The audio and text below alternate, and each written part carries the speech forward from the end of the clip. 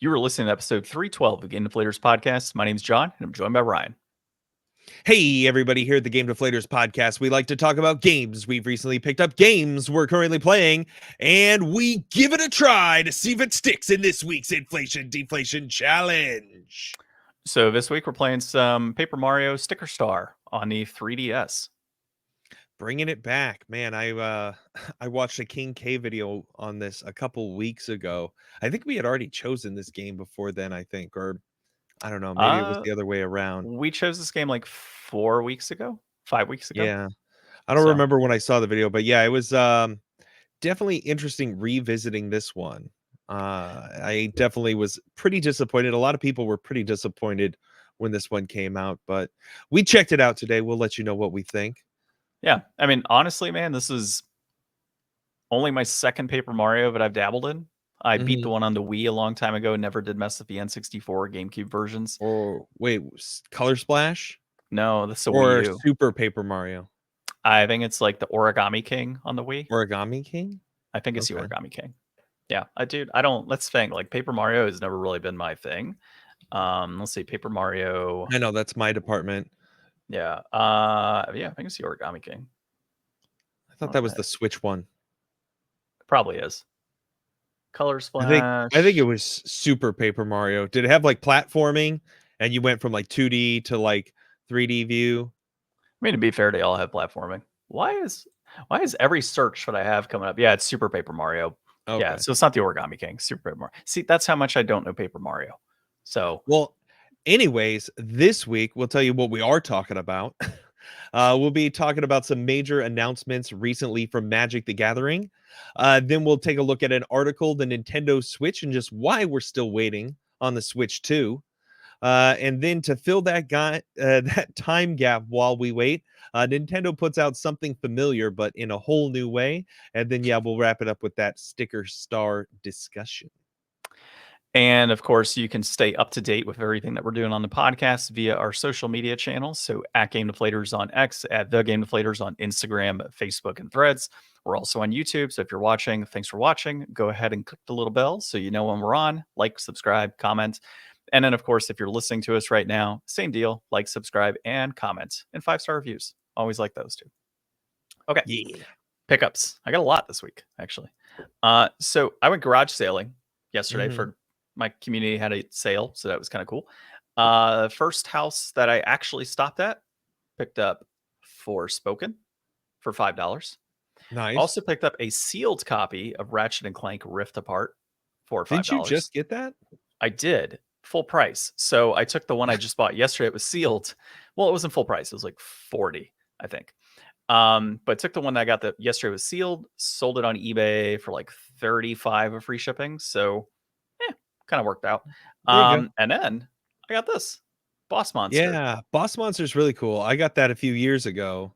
It's a fun game. Name the price, Ryan. What did I pay for that? I don't know. Free $95. $2. Okay. That's not bad. That's like a $20 game normally. So yeah, and of course I did the classic, do you have any more games? You have this. It was kind of funny. It was, obviously, like I said, my community, and the person I'm talking to says, oh yeah, we're not playing as many board games now because we're playing D&D. I'm like, oh. Sounds familiar. Okay. Well, now we're in a whole new conversation. So it just ended up being a fun conversation for a random stranger about D&D and board games and video games. And I got a good deal out of it. I paid $12 for 2 PS5 games and a board game. Like, yeah, definitely great.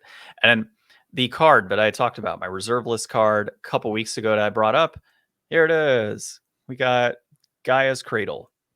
Do you just have that in like a soft sleeve? You don't even have that in like a top loader? I'm double sleeving. So put it as a top loader. Give it the respect it deserves. It's going in a deck. So it's not going to get the respect it deserves. Oh, you're going to use it? Yes. Oh. Yeah. I thought this was an investment in your future. No, this is technically damaged. Funny enough.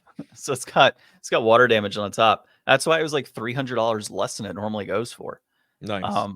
Oh yeah, like dude, the whole conversation with the company I bought it with, it was through TCG, but I called up a card shop in advance and just said, hey, what's the condition of it? And they were like, oh, it's got like a little bit of wrinkling on the top. but looks sleeve playable. I'm like, oh, okay, There definitely we go. sleeve playable. Yeah. So no, this is forget the company, but it's Perfect Hard is the name of this. So they have like perfect fit sleeves. It's a Japanese company that does sleeves. Um, so you got Perfect Hard and Perfect Fit. This is Perfect Hard. And then what you do is you stick this in an additional sleeve, and then it gives it just a little more like rigid feeling to it. Yeah. So definitely adds extra layers of protection.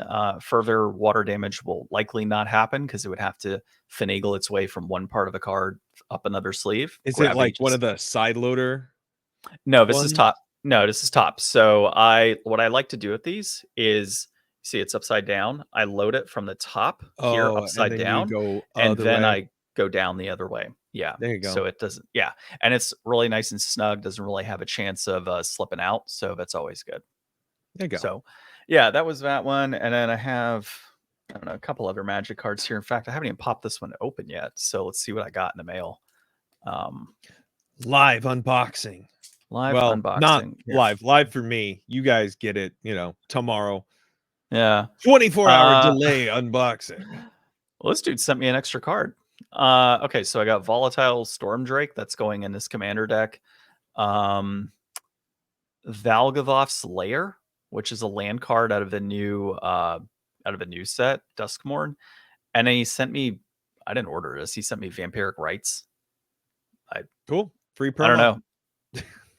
Yeah, free card. No, dude, this Valgavoth Lair is actually pretty cool. It's a hexproof land. It enters tapped, and then as it enters, you choose a color, and then you add 1 mana of that color. So Okay. comes in, you're like, all right, I need red. It's red, But the downside is it does come into play tapped. But for $1, not too bad. There's other cards that are not nearly as versatile, and they cost far more than that. And then I got this too, I guess. Yeah, that came with it. Little art card from Marching Machine. So Okay. that Interesting. was pickups. And then as far as what I'm currently playing, my wife and I are now playing Ratchet and Clank since we beat Gollum. So that is a game that we picked up.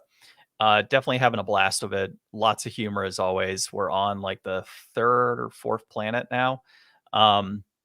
So Rivet and Ratchet now know of each other, and we are trying to essentially rebuild the Dimensionator that Dr. Nefarious destroyed to be able to become emperor of, I guess, the world. And so Ratchet is in like this parallel rift or universe, right? Where he meets Rivet. And in Rivet's universe, Dr. Nefarious is an emperor, essentially. So he's known as Emperor Nefarious, as opposed to in Ratchet's world, it is Dr. Nefarious. So I'm having a good time, dude. It's good humor as always, lots of good weapons, good gameplay. It's just, dude, Ratchet and Clank is one of my favorite series. So anytime I can get my hands on one of those titles, I'm absolutely going to play it. And then the other game I'm playing still is AM2R. I've progressed into, I'm trying to think of what I got. I beat a few bosses. I just picked up that super jump where you can continually jump in the air. So I got that. And then I've got the extra powerful missiles in the game. I've got the spider ball that I can use now, and a couple other things. But I'm liking it. It's definitely a fun game. It's Metroid is probably one of the only Metroidvanias that I'll actually play for the most part, and I'm having a good time with it. So it does kind of bring me back to playing Super Metroid. So good times. How about yourself? Nice. So this week let's see, for pickups, I guess this doesn't qualify as a pickup or currently playing, but I did finish that War Greymon, so I wanted to show that off. Ooh, cool. Oh yeah, that does look pretty cool. Yeah, he's a big boy. It's my first time building a Digimon. I liked him. I don't know that there's too many others that I would really build, but he's awesome. Yeah. So I happened to see Digimon cards today, like starter decks. Yeah, I've always been curious about the Digimon card game. But it's like one of those things where it's like, if you don't know anybody else that's going to get into it, unless you're going to go down to a shop and get it, I mean, at that point, you basically are just kind of buying them for yourself. Yeah.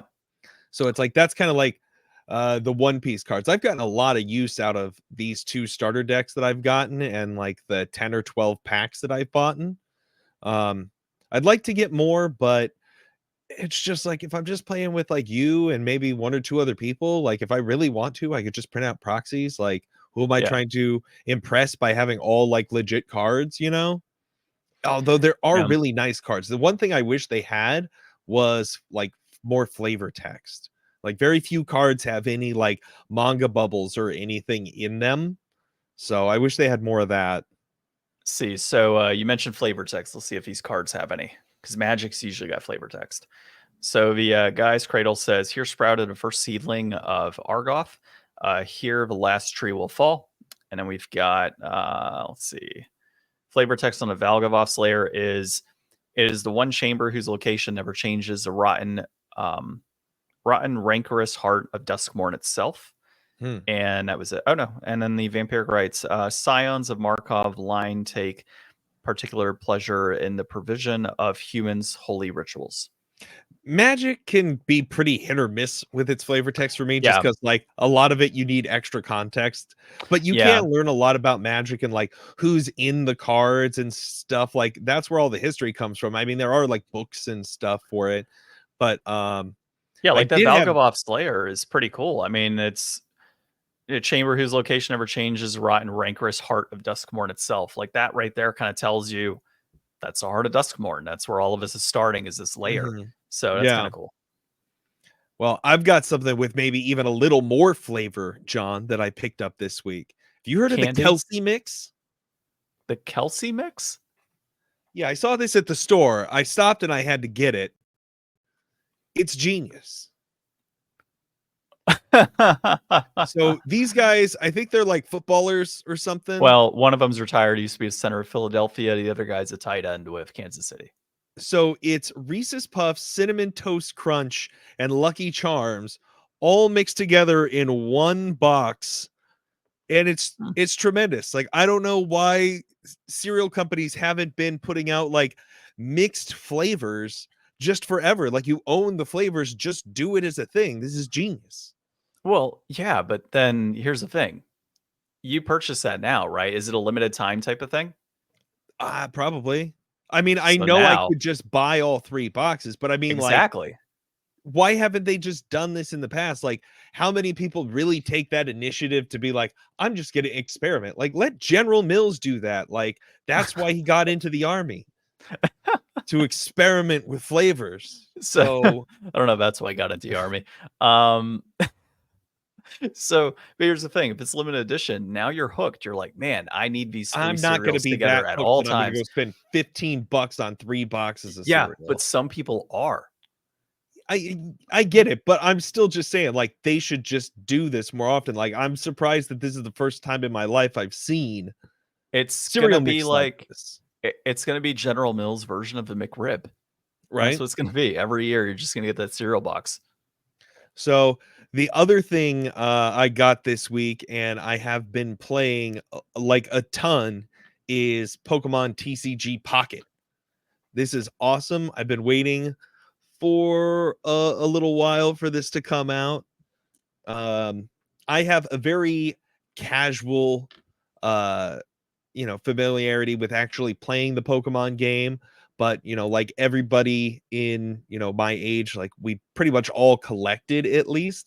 And Pokemon, unlike Magic, they're kind of like inverse. I heard somebody say once that like 70% of people who buy Magic cards like play the game, whereas like 70% of people who buy Pokemon cards just like to look at the Pokemon cards and collect them. So this There's a kind of suits. huge there's a huge following though of Pokemon TCG players. Like they have world championships and stuff every Yeah, year. I'm not saying that nobody plays. I'm just saying like the vast majority of Yeah, people were like me when I was a kid. Like that are I had collecting. Charizard and Blastoise. I had all the cards that, would be expensive now that I sold away Yeah. because I never played them and I, only had the collections. But this kind of suits both sides of it. It is kind of like a more streamlined, smaller version of the card game itself. You've got less interaction. Like I believe in the regular card game, you have like double damage against types that you're effective against, but you also have like minus 20 resistance against, types you're strong against. They don't have like every energy represented as its own type. So, like rock, ground, fighting, they all are fighting energy type. Poison, psychic are both psychic energy type. or sometimes dark energy type is some poison Pokemon too. But the collecting aspect is pretty fun. Like I've got a pretty robust collection here Oh, going nice. on. Yeah. That's very I'm cool. level 14. I've got 154 out of like the 206 cards in the set. I've got 323 cards in total because you can get like multiple duplicates, and there is a system to recycle those duplicates into like on board effects or on card like effects that are just, they call them flare, but it'll be like a little Yeah. sparkle or a little flame effect or something to that type. When you open packs, it's pretty cool. So you get a choice between 3 different packs like Mewtwo, Charizard, or Pikachu, and you get to look at all the pull rates for any pack. Mhm. Each of them have different types of cards you can pull, Thought and you were then about to you open one get live this here. like little spin wheel where you can select like which pack you want to open. Sometimes it has these backwards packs too, which I'll like, crack open a backwards one. yeah, sometimes it seems like they have like better cards that come in them. Mhm. Oh, Oh, look sick. at that. That's Yeah, cool. I got a dope Electro. Didn't even have that. I feel like more often than not in these packs, I get at least a card that I don't have. See, But if you you're only get watching 5 cards. Oh, and an yeah. Omanite. Sick. Yeah, So I got that's pretty 2 cool. Or no, cards. that was Omastar, wasn't it? Isn't it Omastar, yeah. Omastar? Yeah. Yeah, there we go. So, yeah, if you're listening, you could be watching and seeing Ryan open virtual packs virtually. But I've gotten all this for no money. I've opened 71 booster packs. Dang. And you get like, right now they're doing a 2-week introduction for like the premium membership that lets you open an extra Mm. pack a day, as well as do like these premium, So you get a missions pack a for day. rewards. Well, you get 2 packs a day regularly. Okay. And then through leveling up, doing solo battles, or doing like wonder picks or battling online, you get various different types of items and currencies, the premiere of which is usually trying to get the hourglasses, which will shave hours off of the time until your next pull. Gotcha. So you get 1 pull every 12 hours. If it's 11 and a half hours till your next pull, it'll cost you 12 hourglasses to make that pull happen right now. Gotcha. That makes And sense. I haven't used all my resources. I try to hang out around like the 30, 40 hourglass range. So if I get that itch to pull a pack, I just can. Um, there's a bunch of different, like, here's kind of like the basic version of a Blastoise, and then there's like these EX cards that are more powerful versions, and then there's like a full art version of that, and maybe even like a rainbow art version of that. There's these special like Chase, Pikachu, Mewtwo, and Charizard cards that are these like immersive art. I've gotten lucky to get the Mewtwo and the Charizard one, but I'll show you later. They play this just really cool animation that like takes you inside the card and shows you Mm. like a deeper view of the scene, and it just looks incredible. But I've had so much fun for no money. It's only been a couple of days and I'm already halfway through the set. Like, this is definitely something that, it's front loading you with a bunch of rewards that will steadily dry out over Yeah. time. Like, Yeah. I've completed almost all of the solo battle challenges, and I doubt that they're gonna really ramp out more of those. Mhm. So all those introduction rewards will probably be gone, but I can definitely see this being a really fun game to be able to come back to and revisit again in the future. Like, if you're just doing your kind of regular pulls and then you kind of get tired of it, like 6 months later, you could come back. There could be a whole new set, with a whole new cards and stuff. There's even like some secret things in there, like spoiler for anybody who doesn't want to know, but there's these types of rewards you can get for completing sets. Like, there's this one, all in the family, and it's Mm. okay, get both Nidorans, a Nidorino and a Nidorina and a Nidoqueen and a Nidoking. Once you've got Mhm. all 6 of those cards, you get like, some of this other currency or whatever. There's a secret one it doesn't tell you about where once you've collected all original 150 Pokemon from the Kanto region, you get a Mew card. Oh, that's cool. Yeah, and it doesn't tell you anywhere. I've just seen that online, so it's like I keep going through it. It's like every time there's like a Pokemon that I just don't have yet, even if it's not one that really interests me or that I'm really going to use, it's like there's still a reason behind getting a lot of these things. There's like little trophies and stuff. Um, I really like it. I'm trying to get people into it. John, you get into it. That way we can play it. Yeah, that sounds like something I might actually be willing to get into versus Balatro, which it sounds like has hit the back burner for TCG Pokemon. Yeah, I've definitely been ignoring Balatro. But TCG Pocket, we'll talk more about that in one of the articles later. But like between that and playing, I open Pokemon Sleep every morning and every night before and after I go to bed. It's like I'm like living so much more Pokemon, and I don't even really play that much of the games anymore. But it's like it's never really left me as that ubiquitous, part of my life. I have like 2 Pokemon shelves over here.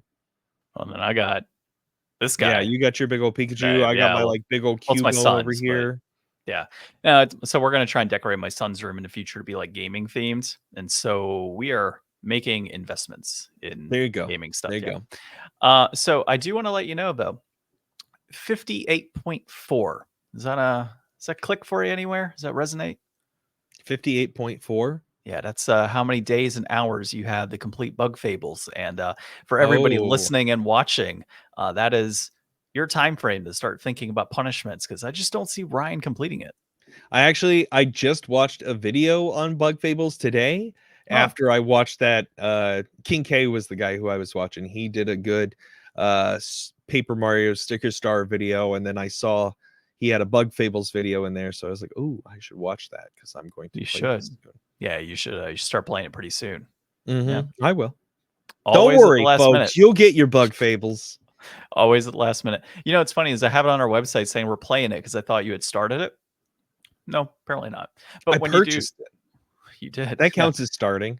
sure, It's sure. When on you the hard start, drive. stream it though. When you start, you know, playing it, start streaming it. Yeah, I will. I'll get that all set up. We'll get your progress going. I guess I did tangentially pick up Hogwarts Legacy. My wife's been playing that. Oh, nice. Yeah, I still got to play that. Yeah, it's on my list. All Moving right, on. let's go into our discussion topic this week. So we're going to discuss those recent changes that have come from Magic. So the first big one that I am very happy about is MSRP is coming back. Woo! This has been, I think, personally, a huge issue. Like you have Tumultuous. stores are definitely taking advantage of the fact that there's no MSRP on that product. So you have stores like even here in Arizona, in like really our valley region, I've got a store near me that's charging like 160 to 170 for a booster box, and their packs are like $8, $9. There's another one we know about that charges 145, another one that charges 135.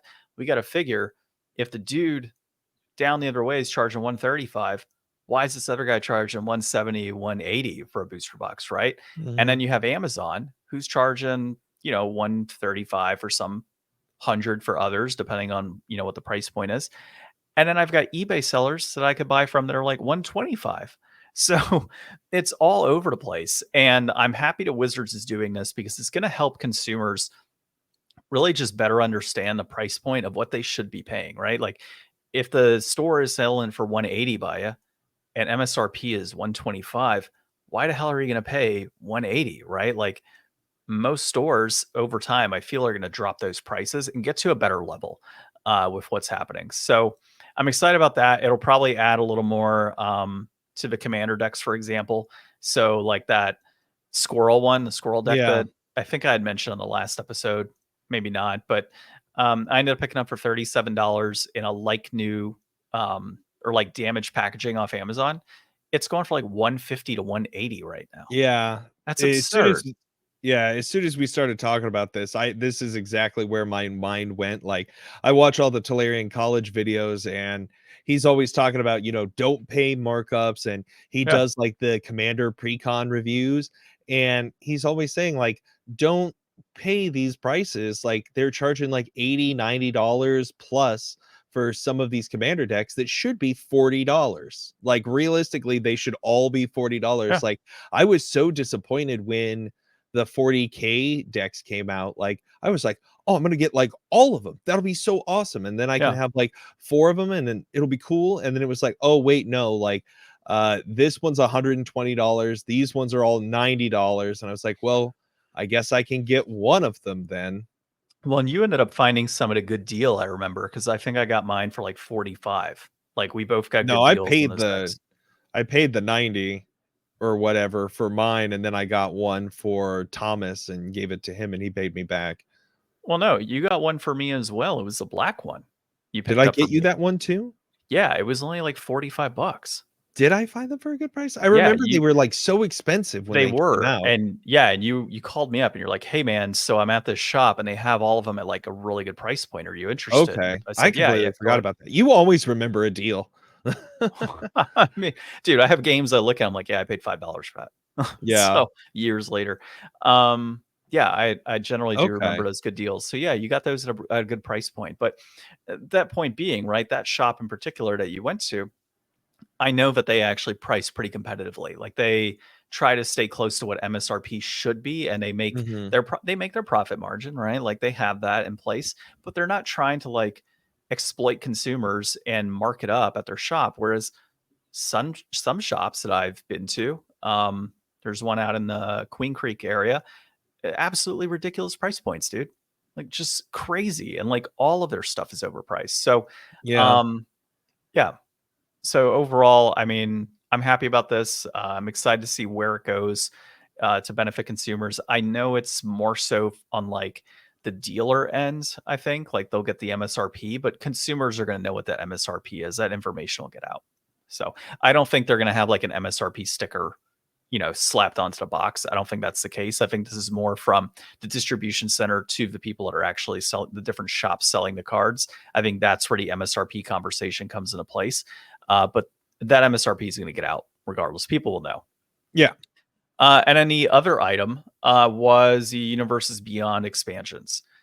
This is ridiculous, man. So you had mentioned part of it. Like we know January moving forward, there are Universes Beyond, which is like Marvel, now SpongeBob apparently, Assassin's Creed, I think Fortnite is supposed to be included. So all of these like external IPs for Magic that are not the Magic worlds, which sucks, are going to be tied into standard rotation legal. Whereas in the past, it was like Commander legal and like fun to have them type of thing, Mhm. right? Like that was about it. Now, standard play, I mean, come on. It'll be legal in everything after that, right? If it's legal in standard, it'll be legal in all the sets, or all the plays, the formats. So I'm not really a big fan of this, and I think it takes away from like what they could be doing for Magic. Like I heard, I think it was Lorwyn. They're supposed to be revisiting Lorwyn? Lorwyn. Yeah, that's been pushed back now. Yeah, For SpongeBob, come or on. something. Yeah, like that's so stupid. Like those are classic Magic areas that a lot of older players want to dive into. I know why they're doing it.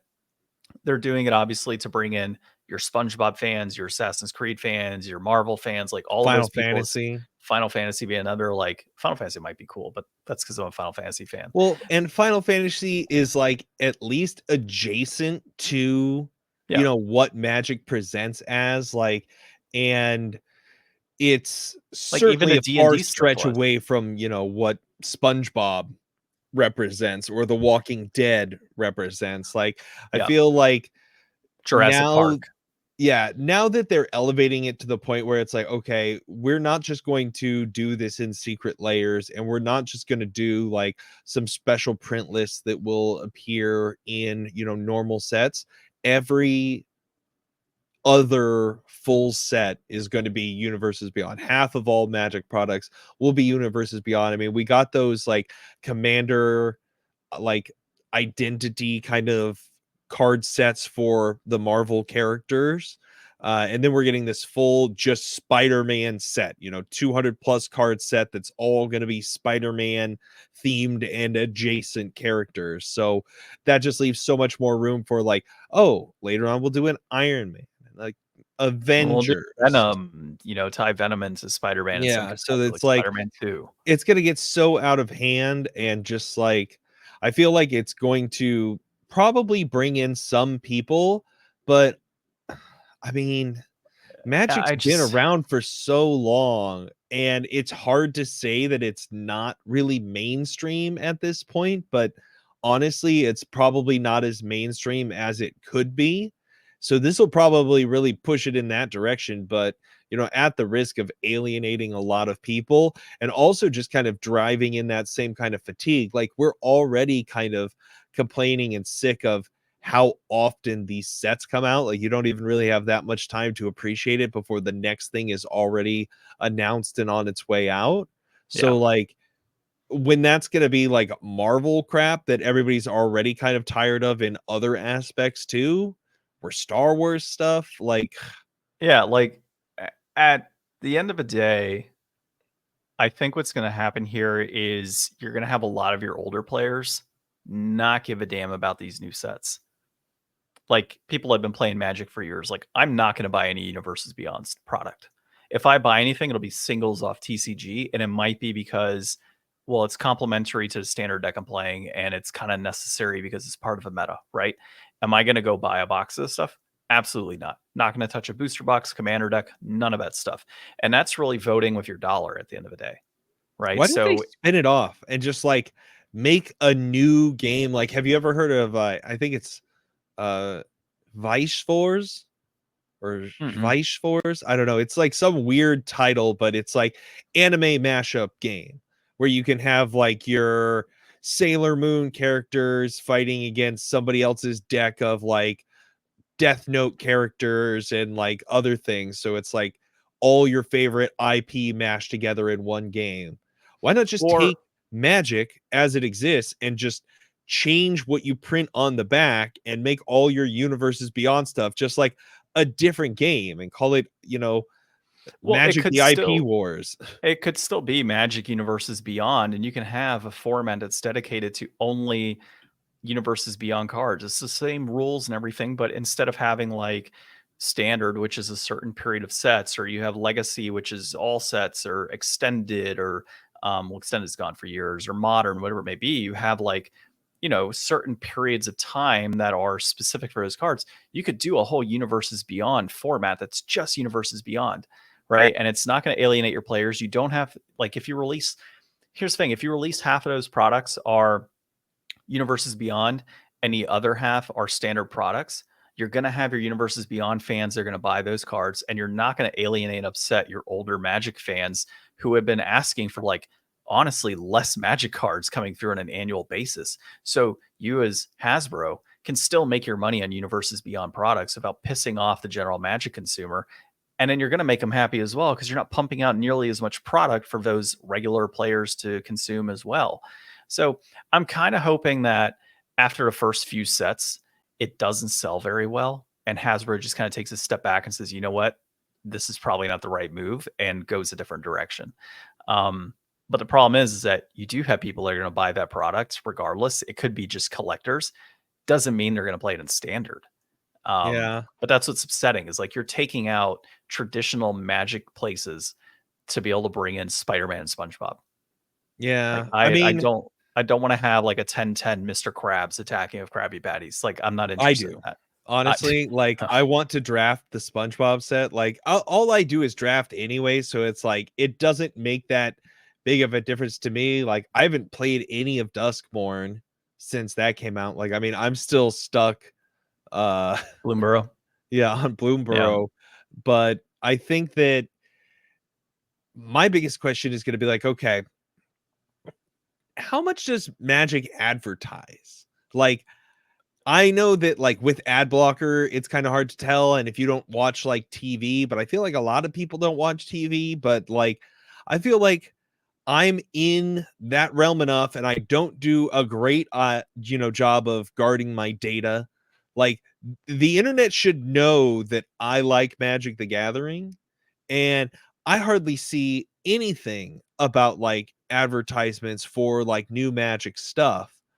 So Um, if you're a layperson that's not into Magic, how much likelier are you to see the SpongeBob Magic set and be like, I love SpongeBob, whatever SpongeBob says I will buy, where can I find this product and tell me more about it? And then you find out yeah, it's this like legacy card game with all this history.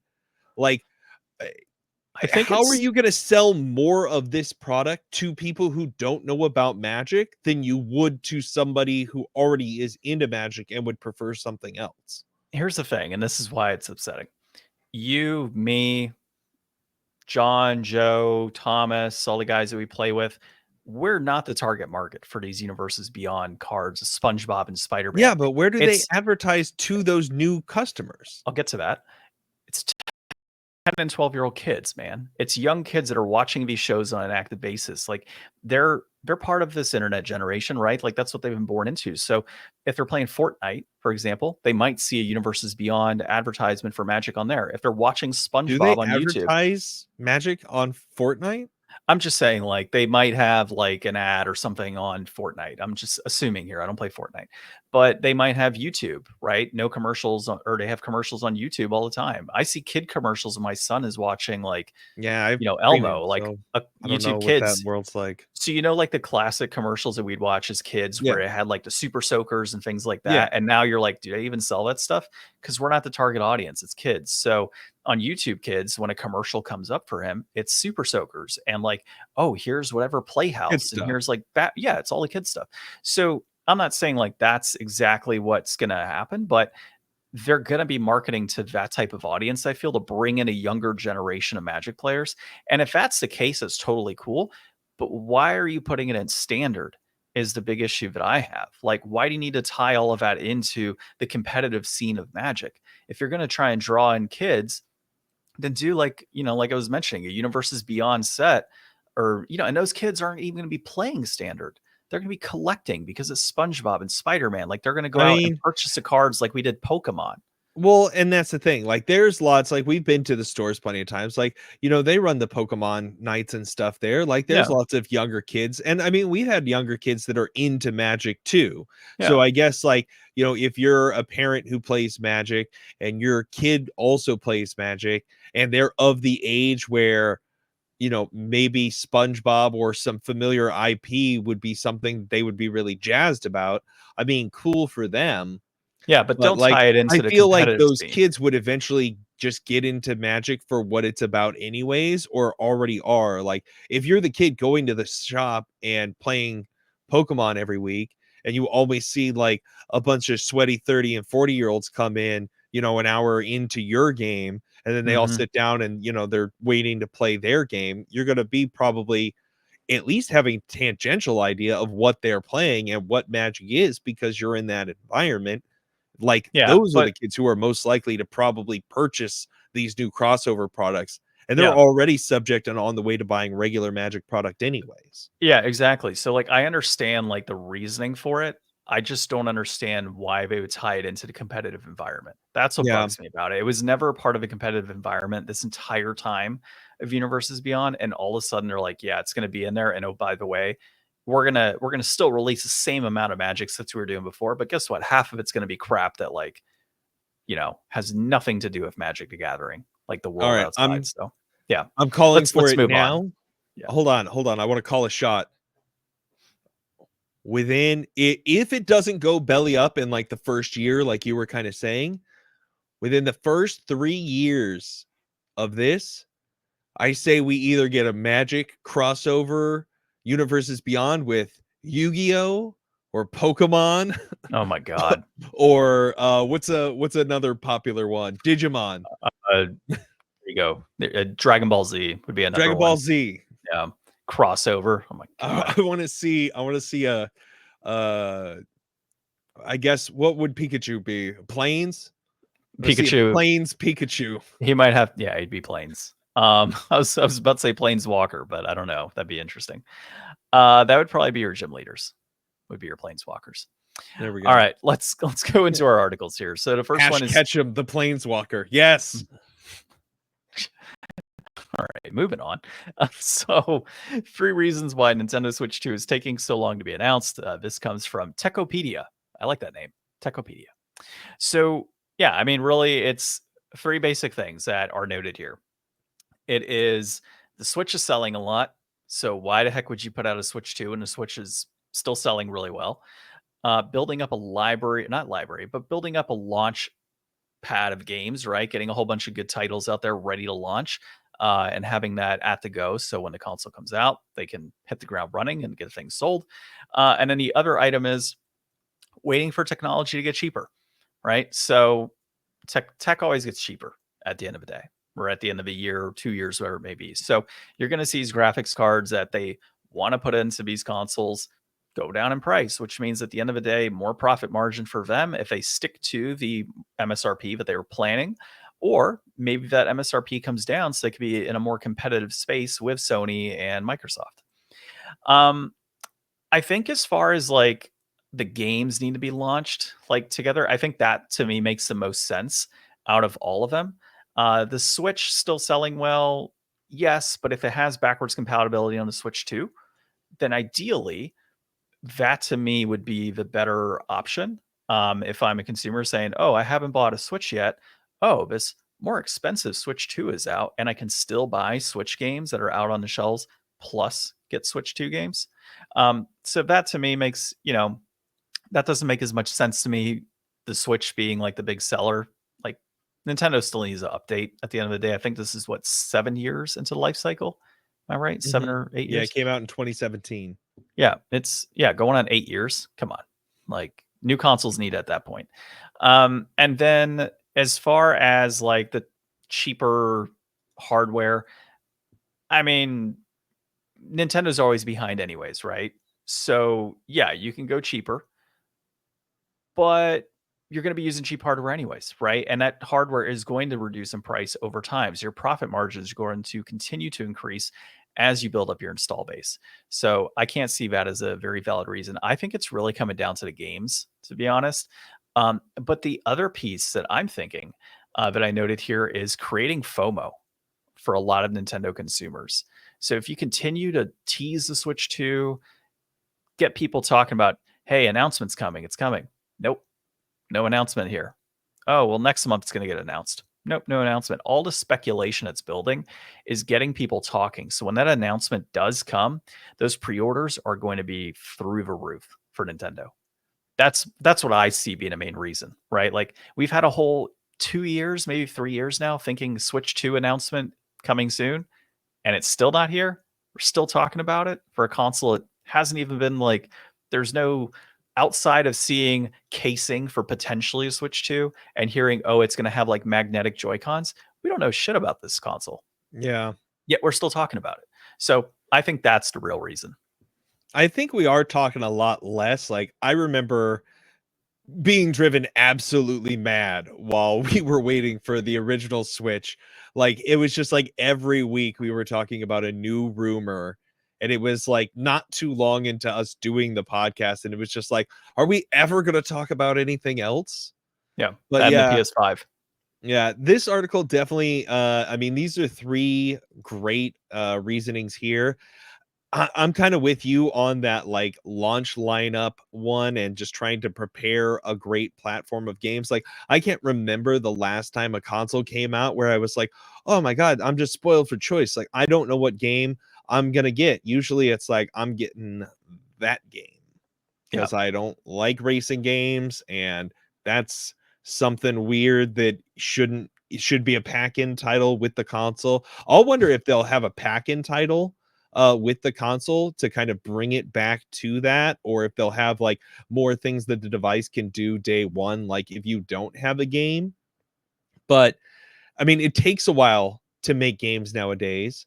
You know, Nintendo doesn't usually put out like a bunch of different like new flagship Mario games like per console. You know, they'll come out with like one new, like, here's the new Mario, and then maybe like, oh, here's some like 3D world stuff or something. Like they made the Bowser's Fury thing So like they're due for a lot of these titles that came out a while ago, and they've had enough time to cook on them.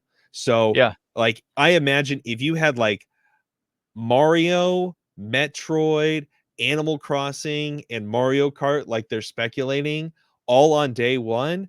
I mean, everybody is walking out of that store with a Switch 2 and $280 worth of games. So like Nintendo just sold, a $400 console and made, $680 on it, or whatever it might be after all their, payoffs and everything in the middle. But like they're making a ton of money off of your day one, and then you're set, and they've got like a full list of things to just really carry on, because like those are going to be their green, evergreen titles. People will be buying Mario Kart 9 until Mario Kart 11 comes out. Yeah. And I'm playing Mario Kart 8 right now, right? And that's kind of one thing too when you mentioned like Mario Kart and well, really Mario Kart's the big one out of what you had noted. Um, Maybe Super Smash Bros, right? Like a new Smash Bros, but considering the amount of like tracks and characters and things that were released for Mario Kart 8 and then the number of characters and stages that were released for Super Smash Bros, what can they do to I really mean, they're amp going to that have to up, kind of right? go back and do a reset or Yeah, but how? something. Like, considering how much content, like there's 48 flipping Mario tracks on or, Mario Kart tracks, and there's like what, near 100 characters or something on Super Smash Bros that have been released? Like, I don't know the Yeah. total, but So that's the it's a thing, is lot. like those games are always going to be there. And I mean, you can't always like out Pizza the Hut. So at some point, you're going to have to, Don't tell General have, Mills that. yeah, you're going to have like, all right, realistically, we made Smash, and then we spent, 4 years developing all these other characters and releasing them.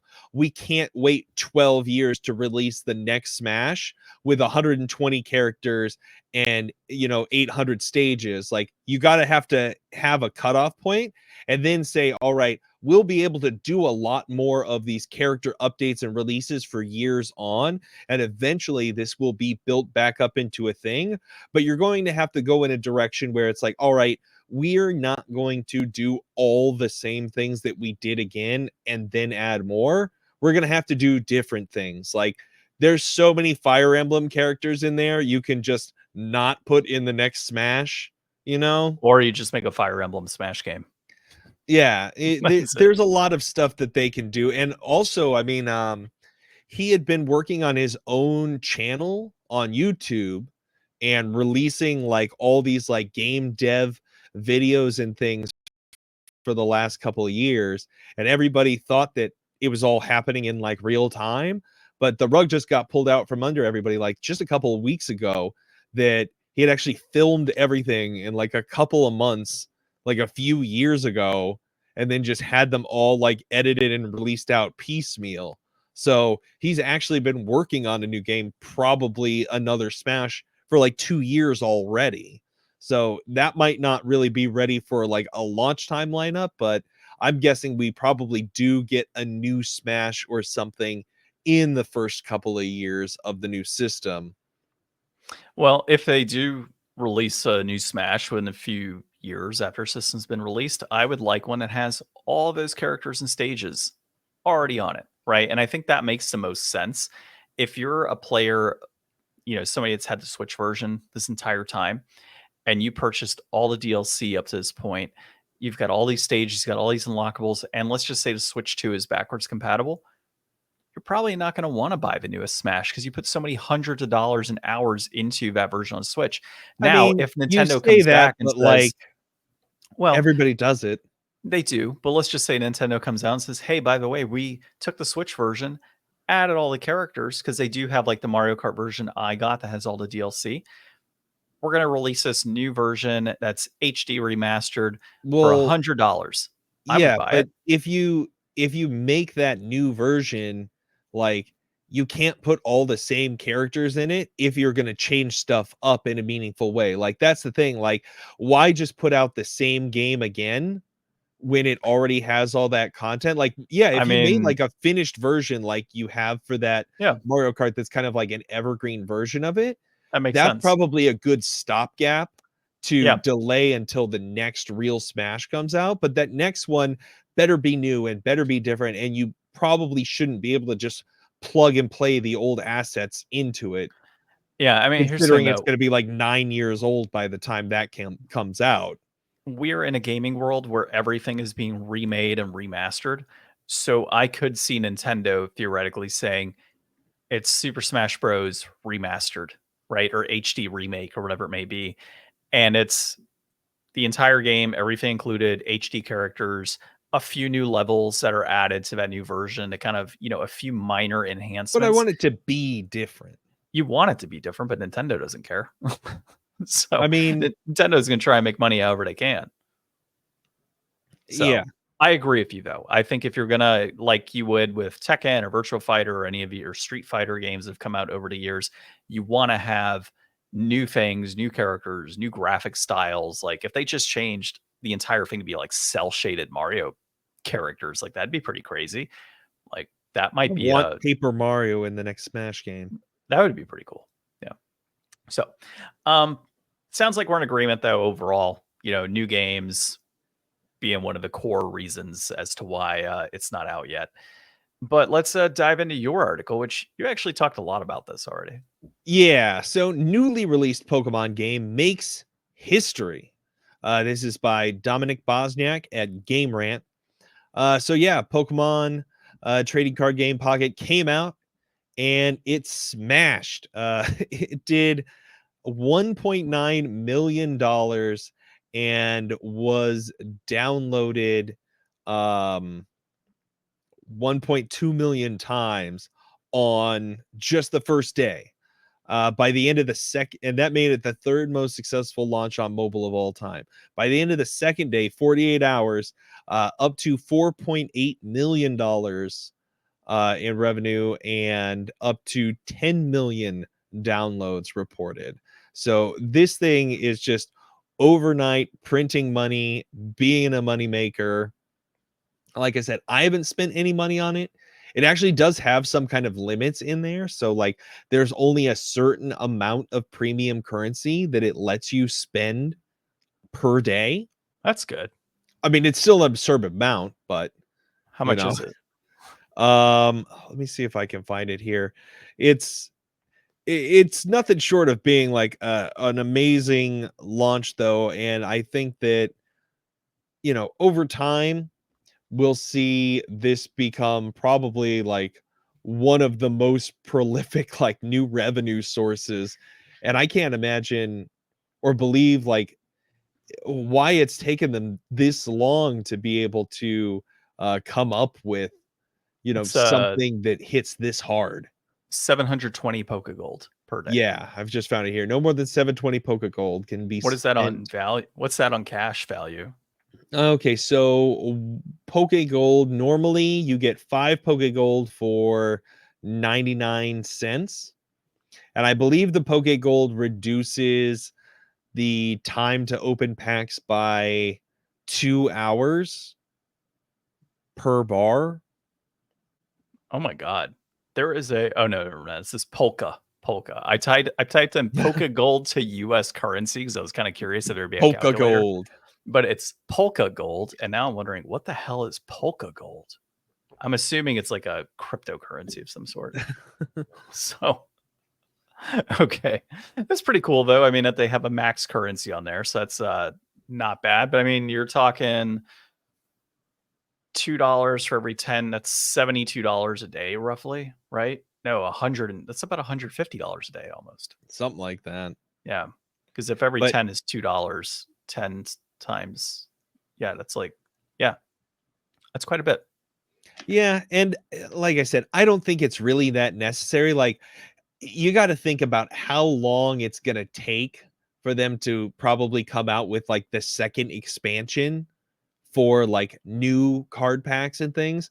I would wager, 3-4 months maybe for this like initial set and then make it pretty regular every few months after that. But Yeah. I mean, I've gotten over half the set in a few days, and I've gotten like a bunch of like cool, rare looking ones. I've gotten some of the chase ones. It does have a system where every time you open a pack, that's basically how you get your experience. And you also get points that you can redeem straight up for any card in the set. But obviously, they scale up pretty hard. So, like, commons are 35, uncommons are like 70, rares are 150, and then once you get into like the EXs and like the rainbow rares and stuff, like you're 250 to starting to look 350. at, well, I think the EXs are 500, Ooh, and wow. then like the these like rainbow rares are like 1250. The big like chase um immersive cards, those are 1500, and then like the most expensive ones are these gold ones here, Yeah. which I don't even think look that great, but they're 2500. So I mean, you get um 5 points per pack you open. So, It's a lot of 2500 packs. divided by 5, that's a lot of packs to be able to just straight up buy one of these cards. Jeez. So, I Well, mean, I'll you're look. probably not gonna get everything without Yeah, spending money, but you can make a lot of decks and have a lot of fun for free. I'll look into it. It does sound like it's up my alley. Cool. All right. Well, moving All on right. to our inflation deflation this Well, week. no, sir. No, no. No? No. We had a third mystery article Oh, that you that's referred right. Yeah, to. the little blurble. Yeah, yeah. So, big They news, did it. everybody. Yes, it has been done. Alarmo can now run Doom. It Yeah. is done. So it is now officially complete. Like now we have to get Alarmos. How else are we gonna play Doom? Pregnancy test? I mean, I mean, I we're don't have one of those. like I could maybe a Lego brick. I mean, it's been done on there. I Alarmo was the last thing I would have suspected. No, I just this made me laugh. I saw the article yesterday at random. I was like, let me look up Nintendo news, see if there's anything I want to talk about tomorrow. And of course, Doom. Why not? And it looks beautiful, by the way. Full color on that Alarmo. It's solid. So, Yeah. and there are instructions on how to do it. So we saw an article through Eurogamer. There are instructions that have been uploaded on how to actually get Doom to run on your Alarmo if you, for whatever reason, purchase one. That's how you do it. It's on there. This So is a call to Bethesda and id Software to make a Doom alarm clock. that can We play want it. Mario. Make the people, yeah, see if it'll run Mario. Dude, I would love that for like random IPs to start making weird technology like that, like a Doom alarm clock or some sort of like piece of virtual art that hangs on your wall. It's like Final Fantasy, and you try to figure out like what it can play on there If instead. if the whole point of like can it run Doom is to find like the lowest tech thing, really what they should do is like develop, like make the absolute smallest, cheapest thing that can run Doom, and then just sell it as can it run Doom, the I product. mean, dude, pregnancy tests for like $1, and I mean, those screens are But little if it make has a screen something on it. cheaper. Could you make something cheaper run Doom? I don't know. And the What profit margin would be like almost 100%. can you, can you imagine? Like, you get the Doom like set up pregnancy tests that run Doom, and you sell them like for 4 or 5 times the price. You're like, look, hey, you can see if you got a baby here, and then as you wait, you play Doom There you go. as the results come up. Pregnancy Uh, test Pac-Man. yeah. Oh my god. Oh, I wonder if it could run Pac-Man, the Alarmo. It's Probably. simpler than Doom, so it's got to be able to. Yeah, that's true. That's true. So, All right. all right, inflation deflation. So Paper Mario Sticker Star. It was developed by Intelligent Systems, published by Nintendo, designed by Yukio Morimoto, and oh man, I didn't put my space there. It's Toshikata Murumatsu. You see how I did little hyphens within Mhm. our try and help me out here. It was released in November of 2012. It is an action adventure role playing game with reception to be around a 6 to 8 out of 10. So you had said a lot of people didn't like it. You got it there on the screen. It apparently received pretty favorable reviews for the most part, but I can see where certain Paper Mario fans would say, not the best. So, but tell us, what is the story on this game? So the Sticker Star Comet is coming to the Mushroom Kingdom, and everyone's gathered around to celebrate. When stop me if you've heard this one before. Bowser, yes, King Koopa himself, shows up to disrupt things, steals the power, and now it's up to Mario to put the kingdom back together and help his new friend Kirsty save the royal stickers and defeat Bowser. Uh, Yeah. this this game came out in 2012 on the 3DS. I loved the Paper Mario series, or at least I did the first two of them, and I was so excited for this game. I was so disappointed when it came out and like didn't have any of the partners and stuff. Like I remember reading reviews and I got the game anyways, and I played up until the point where there was like a realistic looking fan as like an enemy or an item that you picked up. I don't remember which one. And I was like, no, I think I've had enough of this. I will be leaving this behind. But like I said, I saw that review recently.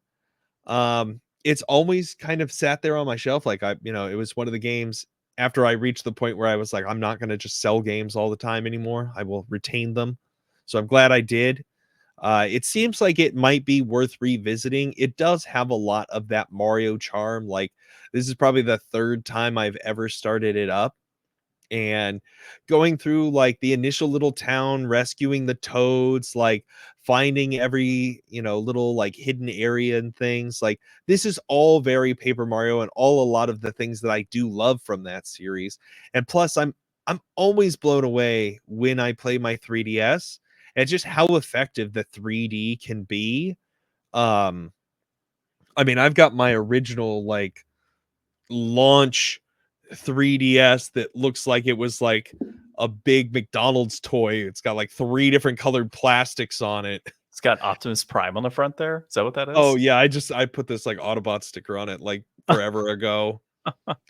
Um, um, but yeah, I mean, it's it's an immersive, fun title, and I think me and probably a bunch of other people were just really upset that it wasn't my Paper Mario. it's kind of how it's with Magic right now, right? It's not my Magic the Gathering. Not It's my Magic the Gathering. not You mine, can gather over there. but the other Magic players. So this was like my second jump into some Paper Mario.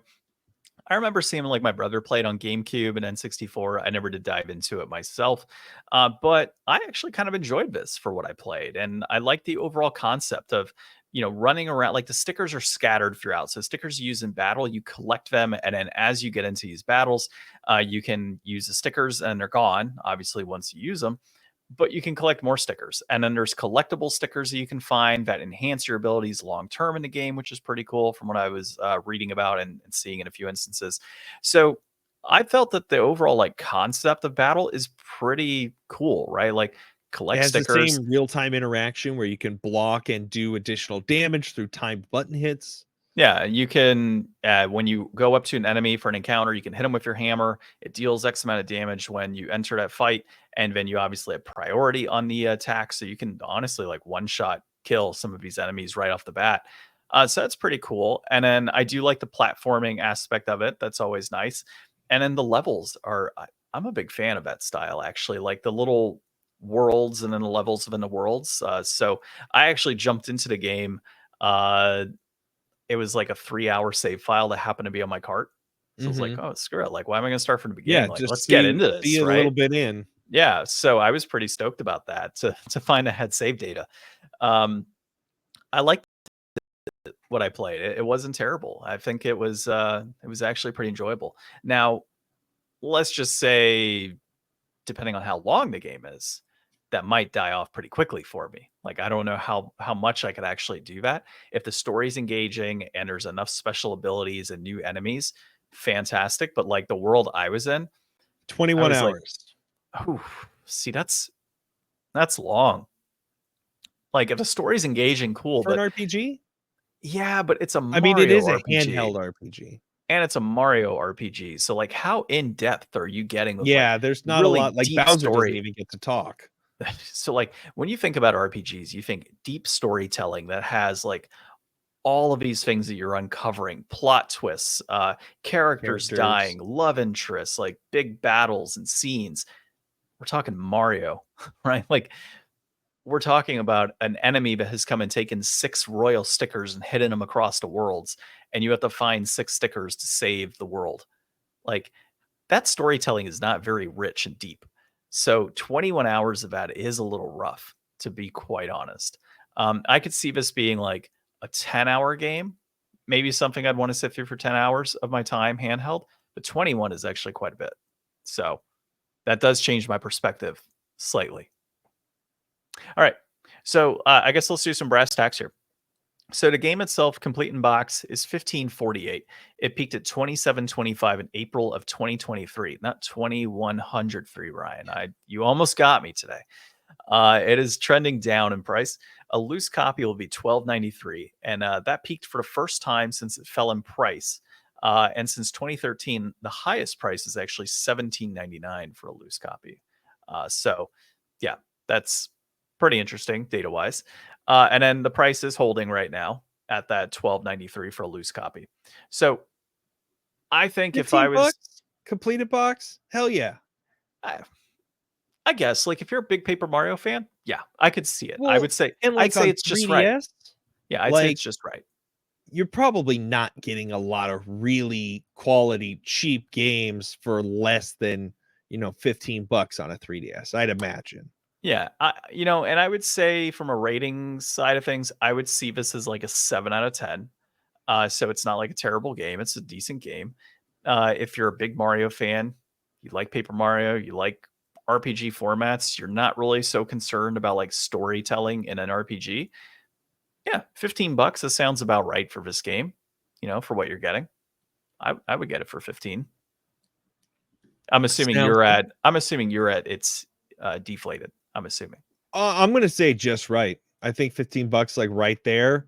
Like, I mean, I have more positive feelings from that video that I watched and my short time revisiting it earlier today. But I don't think that I wouldn't pay 30 bucks for it. That's for sure. No, that's Um, definitely too much on this. 20 bucks if it was like, I don't know. It's hard in this situation because I actually have the game. Like usually I don't have the game, so it's a lot easier for me to kind of speculate. But it's like since I already have it and I know I already paid like full launch price for it, like I feel like $15 to $20 is fine. I mean, I have it too, and I, in all honesty, probably spent about 10 bucks on this. I got this from a pawn shop a long time Okay. ago. Yeah, when I lived down in Florida, pawn shop I went to, I've talked about this. I knew the manager, and he would new Nintendo games would come out, and he'd say, "Hey, John, $5, $10, like here you go," because they got on pennies on a dollar, dude. Yeah. So they were already making tons of profit, and since I knew him, I got good deals. Um, yeah, Just I mean, right. 15 bucks sounds just right. Yeah. All right. Yeah. Sounds good. Just You right. sound like you're kind of leaning towards deflated though. You're sounding like, hey, if I saw it for 20 bucks, it's worth it too. I don't know. We'll go with 15. 15 All sounds right. right. All right, sounds good. So, if you're with us this entire time so far, thanks again for watching and listening. Our next games that we have coming up are going to be SimCity 2000. We will determine if we want to play that on PC or PS1. I have a PS1 copy coming in, so hint, hint, that will be an upcoming recent pickup. Whether or not it's next week, I don't know yet. We'll figure that out. Red Faction, BioShock, and the original God of War on the PlayStation 2. So that is the lineup for the next 4 games. Next week, actually, this will be live right now. I still got to confirm. We might have a special guest. You and I talked about it. We don't have to say who it is. But next week, we may have a special guest on the episode. So that could push back our game that we're going to be talking about. We'll see. So we'll see. Yeah. You will know when we know. But until then, this has been episode 312 of the Game Deflators podcast. My name is John. I'm Ryan. And thanks for listening.